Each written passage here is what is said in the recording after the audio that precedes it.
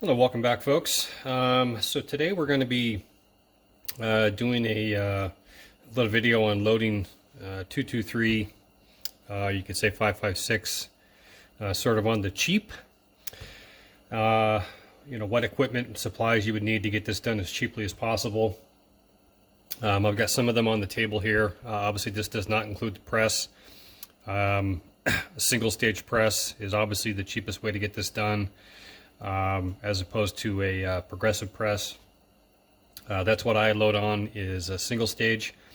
I am not a competition shooter. I do not shoot these rounds with any regularity. I only load these for stockpile purposes. So slow and steady is sort of the pace for me. But I do like to get it done on the cheap here. So all the equipment here on the table is what I'm going to use. In addition to the press, the most expensive piece of equipment I have on here is the case trimmer. We'll get to that here in just a minute, but I feel that piece right there was definitely worth its investment as far as saving my hands from carpal tunnel syndrome. So obviously the most expensive component here as far as making the bullet is definitely going to be your brass. If you try to buy new brass in the bag, it can be quite expensive. I've never paid anything for my brass. I've either picked up my brass that I've shot, or I picked up the brass free from the range. I've never paid anything for my brass.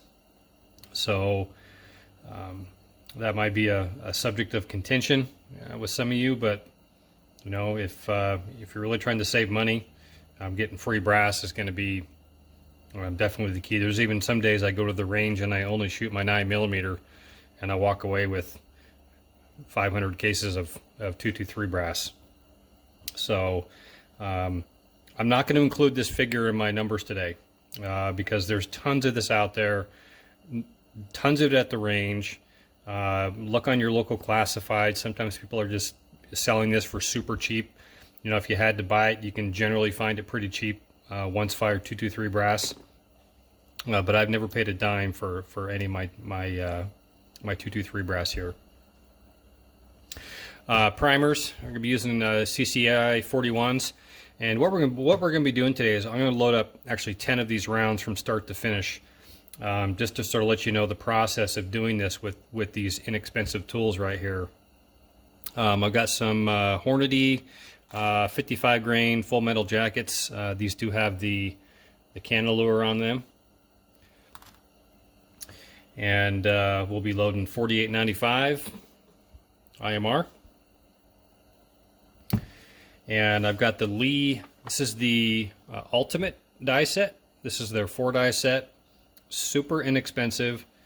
These are not carbide dies, I might mention, which probably keeps them a little bit cheaper, but that's the way the Lee operates. So you definitely want to make sure you use case lube on the resizers.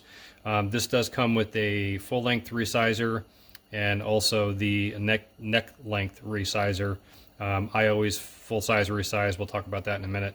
Then of course the bullet seating die and the Relief factory crimp die, which is pretty good.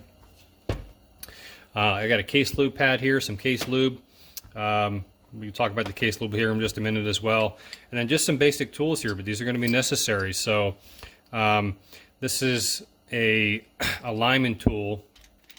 It actually comes with a bunch of other components inside. It's got a chamfer tool and some other things you can store inside there. What I've got loaded on here is a primer pocket reamer. This will be necessary. Some of this brass, I don't think any of this does. I think this is all 223 brass, but some of these might have some military crimps on them. Particularly when you buy, 5.56 ammo, military surplus ammo, it's most definitely going to have a crimp on it. You have to remove that crimp. You can purchase a primer pocket swager that essentially does the same function. Those tools can be a little spendy. They actually, RCBS makes one for their presses, which is a little less expensive. I think it's around $40, but if you want to keep things on the cheap, you can just ream the pockets with a tool like this, and that's what I'm going to do. I've got a tool here just for cleaning out the primer pockets when we're done. Then of course I got a little tiny Lee scoop here for the powder. Yeah, let's get going. Let's start by we're going to decap these rounds, and we're going to full length resize them at the same time, and we're going to do that over on the press here. So before we get to that though, I just want to run through some numbers here real quick.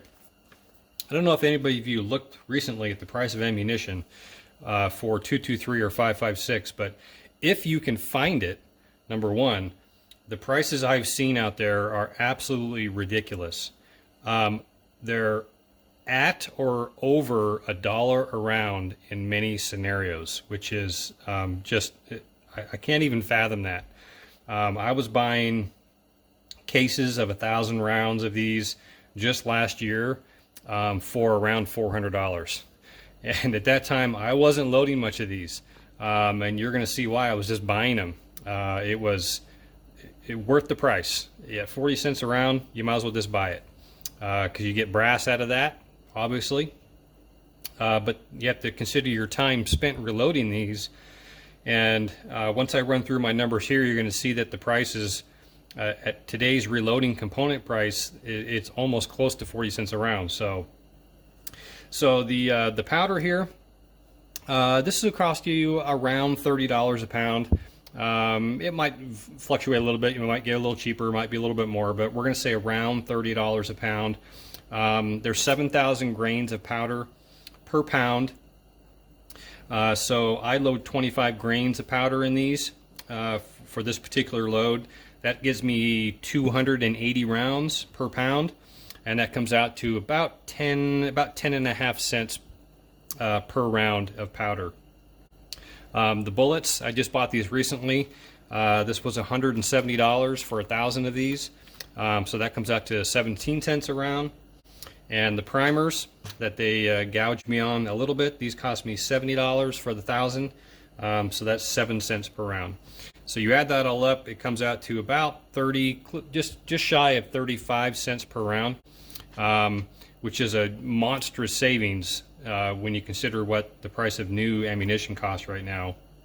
So if you sort of add those numbers up, if you were to load 1,000 rounds with these components that we bought separately at 35 cents a round versus buying it at $1 a round, that's about a $650 savings, which is tremendous. And if you're new to reloading or you're thinking about getting into reloading, think about that $650 and what that would buy you. That will essentially buy you your press, your dies, your lubes, your trimmers. Like, you could literally outfit yourself with literally almost all the components that you need to get started, including probably purchase your primers and your bullets and your powder, and like you'd be set. So I want you to keep that in mind. The price of ammunition right now is definitely driving people into getting into reloading, and this is the optimum time for reloading because the savings are getting to be pretty dramatic. All right, so let's get over to the press and let's get these resized and decapped, and we will run you through this process on the cheap. Remember, this is all on the cheap. Okay, so there's two ways to resize your brass. The most common way that everybody knows is to do a full-length resize. The reason you want to do a full-length resize, when you fire a round in a gun, the brass will fire form itself to the size of that chamber, in addition to obviously elongating itself. And so if you do not do a full-length resize, and let's say that you pick up some once-fire brass from a gun that had a chamber with some loose tolerances, and your gun just happens to have tighter tolerances, and you do not do a full-length resize on that, you are most likely going to have chambering problems, and or you're going to have ejection problems. So those are things that you obviously don't want to have. There's obviously a separate discussion you can have around accuracy. I think most competition shooters would say always full-length resize. I completely agree with that.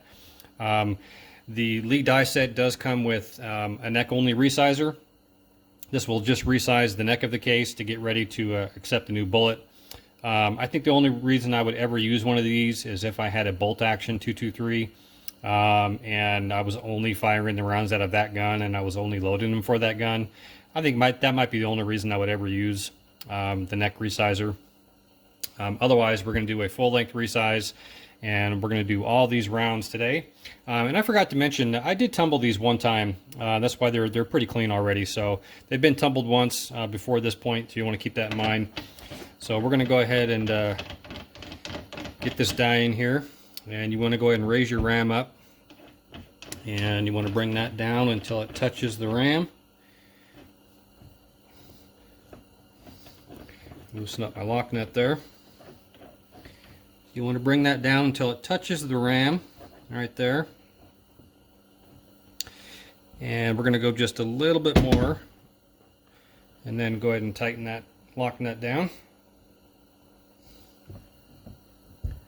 You want just a little cam over there, pressure on that. And we're going to get just a little bit of lube on this. I'm using the RCBS case lube pad here, but you could use there's some waxes out there that people like to use. You know, whatever floats your boat. And I guess I better get my shell holder in there. And we're going to go ahead and resize and decap this. You see the primer popped out there. And this has now been resized. I'm just going to wipe these off. If I was doing a bunch of these, I would just resize them all, and then I would actually throw them back in my tumbler and clean them. But for these 10, I'm just going to go ahead and wipe them down. And let me give you an example of what full-length resizing does. So here we've got one that has not been resized yet. And this one is measuring 1.75, 2.5 right now. So let's get some lube on this and resize this. And let's measure this one again. That was 1.725.5, and you can see that we've stretched that out almost 10 thousandths, about 11 thousandths on that full length resize. And that's going to see why you now have to trim that brass because the trim length on this we need to get that down to 1.750. Okay, so that's sort of what that does. So I'm going to go ahead and speed this up. I'm going to get these all resized real quick. And then we will see you in just a minute for the next step.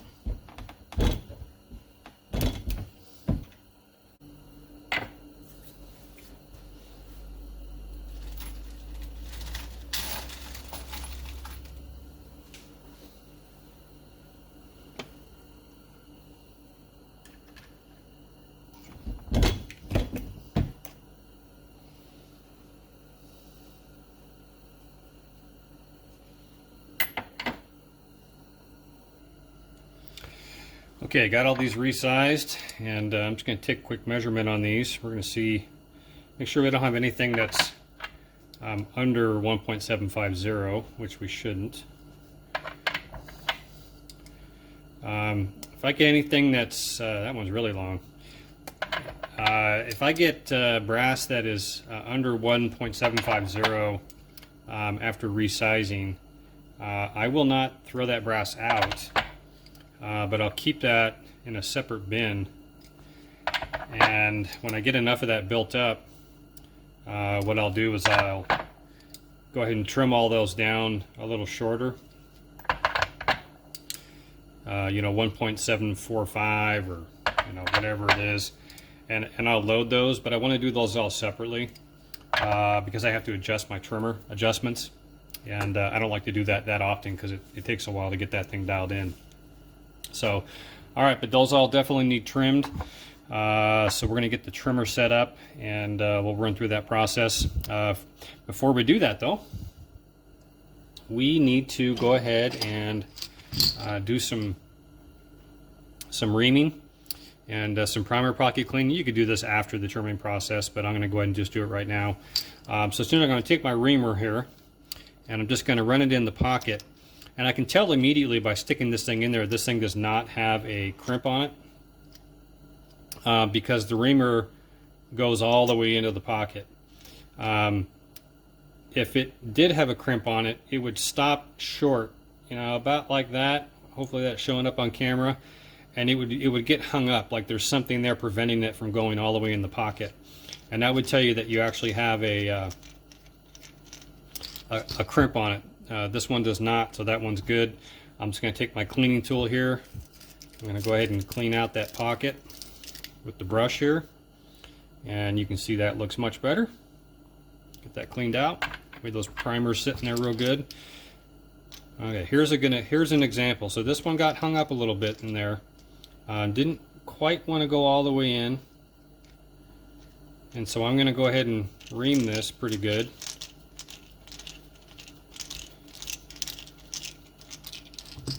And give it a clean. And then sometimes I even take a little chamfer tool here just to make sure that those edges are smooth. I want to make sure the primer's seated in there nice and smoothly. So I'm going to go ahead and get these reamed, or make sure they're reamed. And then we will get into trimming.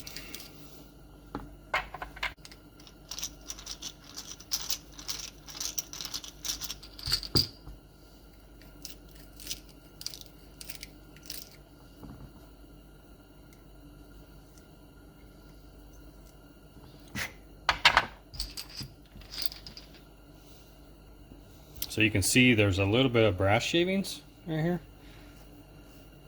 That's just from the reaming process, just from the primer crimp being taken away. Just thought I'd point that out. All right, let's get to trimming. All right, so here's the RCBS Trim Pro.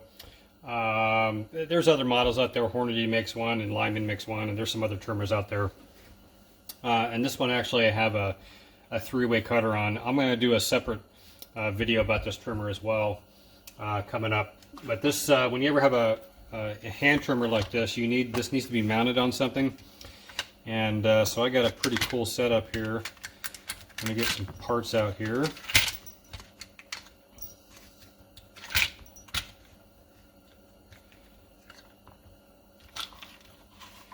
I can get them out. There we go. And I'm actually going to mount this right to my bench. And so, underneath my mat here, just get this out of the way. I've got some holes here I pre-drilled for this. And so whenever I'm doing a trimming session, I will just mount this down, and I tend to, when I get into trimming, I end up doing quite a few. So, and then we'll just mount this thing to the bottom of the bench here. I got some wing nuts here, so I can easily remove it. So we'll go ahead and just we'll get this mounted up. We'll come back. Okay, so I got this mounted on the bench. Again, we're looking for a trim length of 1.750. I should mention again, I have a three-way cutter on this. This is a separate. This does not come with it. And these are actually quite spendy, but worth their weight in gold in my opinion. So this is going to not only trim the brass, it's going to do a inside and outside chamfer on the case as well. Otherwise, you have to do that separately. You know, by using something like this. So you have to trim it and then use the inside and outside chamfer tool. You know, when you're done. So the trimmer normally just comes with a cutter like this, so which is only going to trim the brass, and then you have to again do an inside and outside chamfer. So this is already set up for trimming this to the right length. So essentially all I'm going to do is I'm going to drop one in here and give it some spins until I see it's no longer cutting.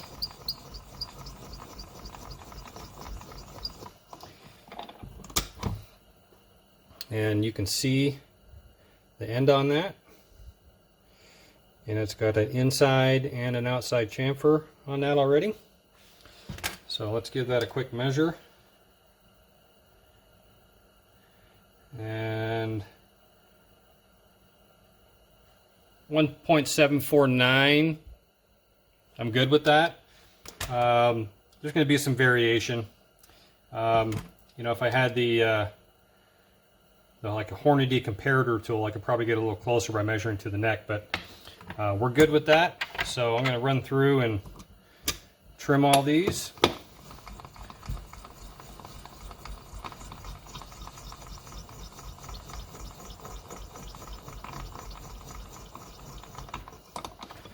And I will check these as they come out. Okay, that's the same.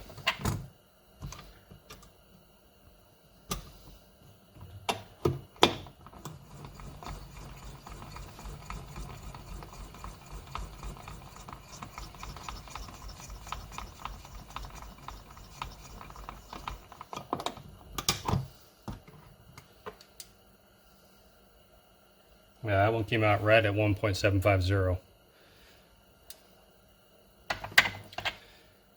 Tells me we're in good shape there. So I'm going to go ahead and speed things up. We'll get to the rest of these.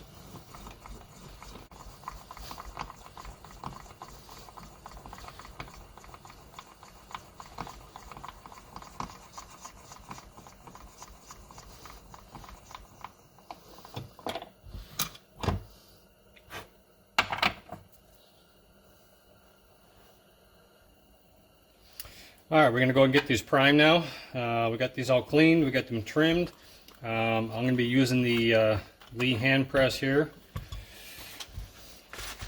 You could prime on the press if you wanted. I don't, particularly for 223, only because I still have to trim and do my stuff there. I don't want the primer in the way there when I'm doing my my trimming and such. So for this Lee press, again, I'm getting sort of sick of this thing. If you caught my last video, you see that I'm ready to get something new. The lid on this thing is getting loose, and so that's why I have to put a little band on it here to keep it from falling off. But you got the primers in there, all oriented the right way, and they just get into position there. You can see I got a primer ready. And you just take a piece of brass, give it a push. That looks good. Sitting just a thousandth or two below the surface. Some of these might be a little stickier than others. You can tell that one had a crimp on it, so even though it was removed, it was a little harder to get that primer to seep.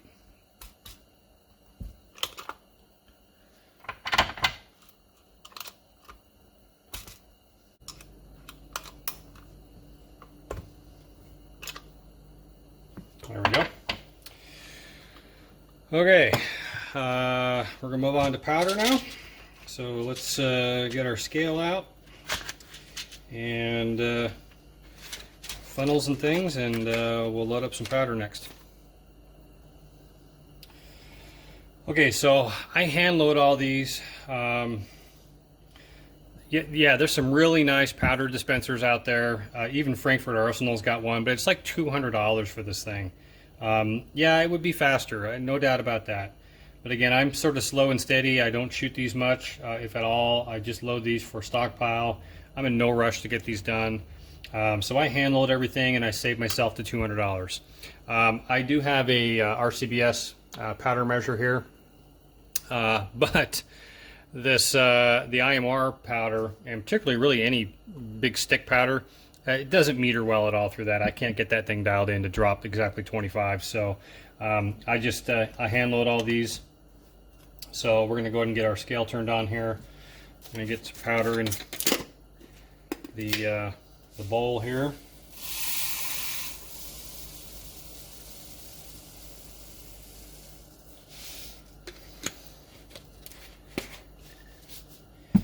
And get this thing zeroed out. Should be 145.5. Yep. Okay. Zero that out again. And we're looking for 25. It's usually a little bit of full scoop and then some more. And this scale is super touchy. I don't like it, but it does get the job done. It just takes a minute. It doesn't like to change. So you got to give it a second. You can see, you know, but 25, I'm good with that. I got a little variance in there anyway. And we will move on to the next one. So we're going to go ahead and load these up. And then as you get a powder in there, you always want to just go ahead and drop a bullet on that. You know, just so you know where you're at. What you don't want to do is end up dropping powder in a case that you already got powder in. You're not going to double charge these, obviously. These are almost filled to the top. You can see, hopefully you can see that 25 grains is right up to the neck pretty much. So you're not going to double charge that. But what will happen is that you will dump powder in your funnel and it won't go down in there. And you go try to take your funnel off to get the powder out and you got powder spilling everywhere. So always just drop a bullet on that when you're done loading it. Just as a reminder where you're at.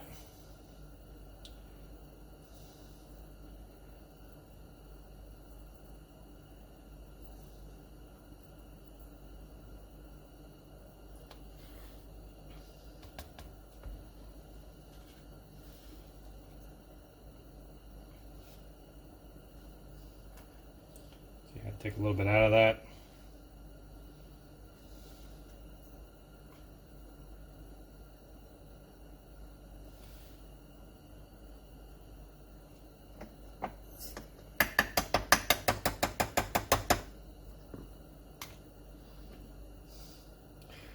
All right, so I'll speed through this and I'll get all these loaded up and then we will move on to bullet seating.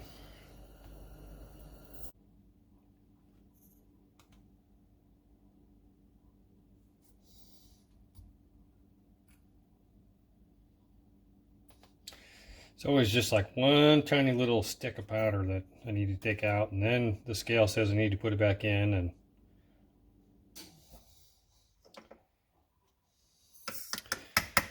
anyway, all right, we got those loaded up. Get the scale out of here. I like to throw it in the garbage, but and we'll get our powder back in the bottle here. This is always somewhat satisfying.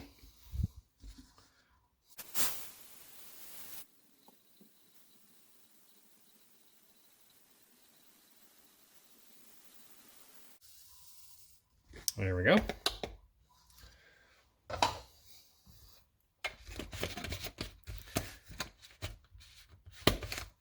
All right, let's get on to the bullet seating. So we'll move back over to the press.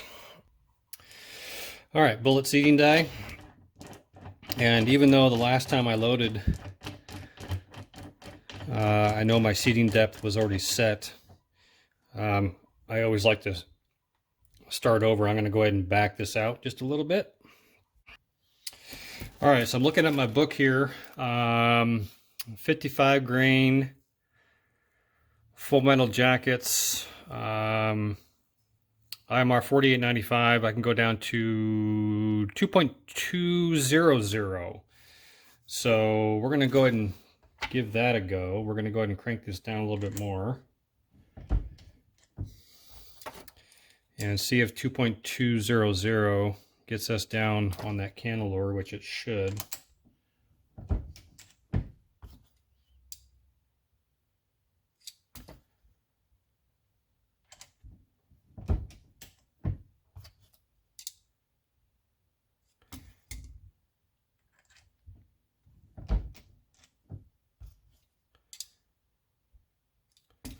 Yeah, we're getting there.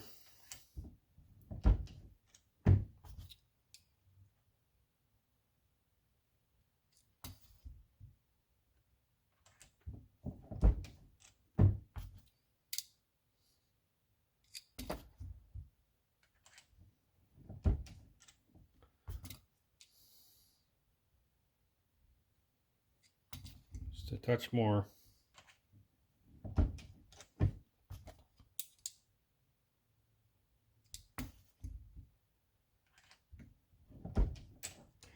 And slow and steady. You don't want to go too far. There we go. Right on the money, and we're right on that cantilever now. So that's looking good. All right, so let's go ahead and just run through these and seat these.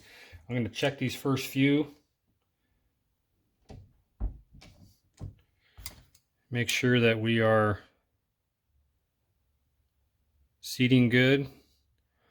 Might be a touch variation.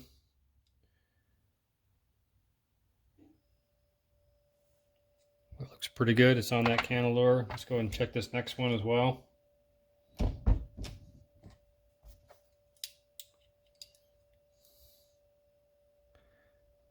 Yeah, that one ended up short. Okay, so let's actually back that out just a little bit.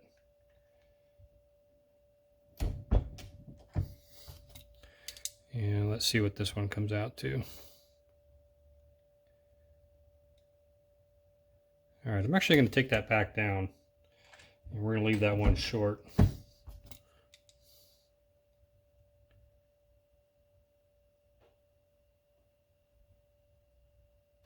Yep, we're going to go with that.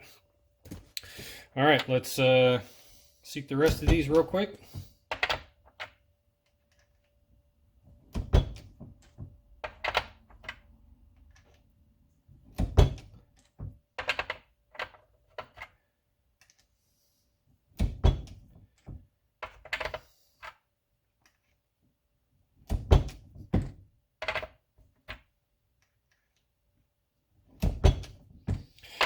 All right, now we're going to get on to crimping. So we're going to take this out and put in the Lee factory crimp die.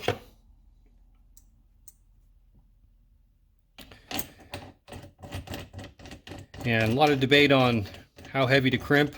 This thing's already preset for I'm going to say a light to moderate crimp. You definitely don't want a heavy crimp. You're going to increase pressures. Let's just do that and let's take a look at how that looked.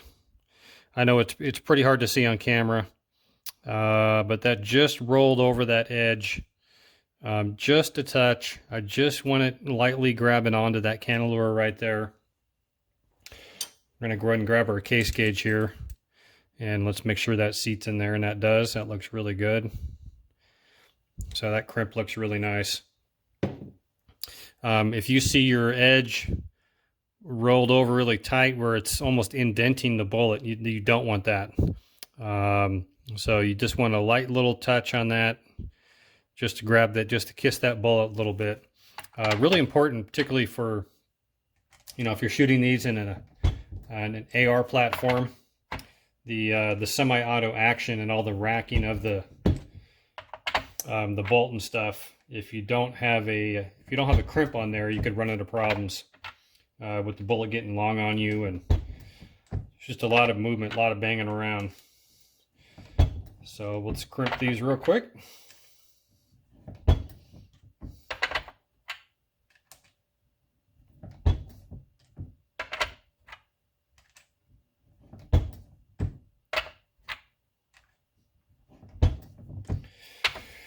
Okay. All right, so there we go. 10 rounds of 223 on the cheap.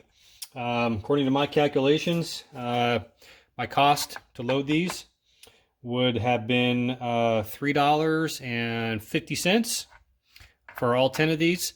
If you were to buy 10 of these off the shelf, this would have been about $10 or more, if you can find it. So I saved myself, about $6.50 by loading these by myself. I tried to do it as cheap as possible. I tried to show you some tools and ideas to do this as cheap as possible. You do not need the most expensive equipment out there. Yeah, you're not going to get it done as fast, no doubt about that. But it can definitely be done cheaper. And if you are new to reloading, this is the best way to start out. Start out simple. Do each process very slowly and methodically so that there's no mistakes made, and you will have a much more rewarding experience.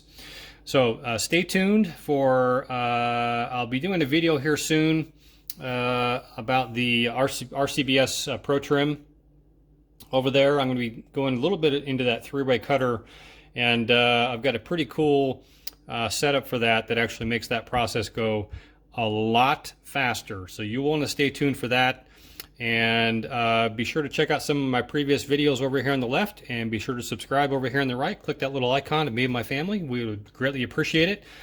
Thank you all the new subscribers in the last month or so. Really appreciate you watching and joining. Please be sure to like, share, and subscribe, and I hope everyone is having a great day.